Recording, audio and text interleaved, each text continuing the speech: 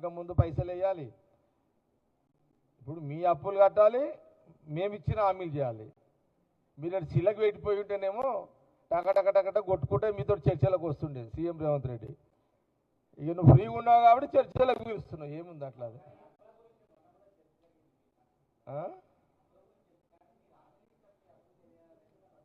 ఒక్క మాట ఏంటండి, ఇదిగో చాలా ముఖ్యమంత్రి ఆ రోజు రాహుల్ గాంధీ గారి నాయకత్వంలో ఆ రోజు Congress party manifesto CM Revanth Reddy గారు అయిన తర్వాత మళ్ళీ చెప్తున్నాను, ఉచిత బస్సు మొదలైంది. ఉచిత బస్సు ఆడవాళ్ళు ఫ్రీగా డబ్బు ఖర్చు లేకుండా ఈ రాష్ట్రంలో వాళ్ళు తిరుగుతున్నారు. ఈ రైతు రుణమాఫీ జరిగింది.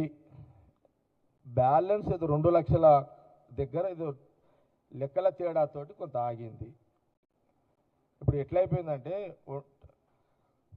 90% వచ్చిన వాళ్ళేమో సపోర్ట్ చేస్తలేరు రైతు రుణమాఫీ విషయంలో. ఈ 10% రాని వాళ్ళు మన ఎత్తి తింటున్నారు.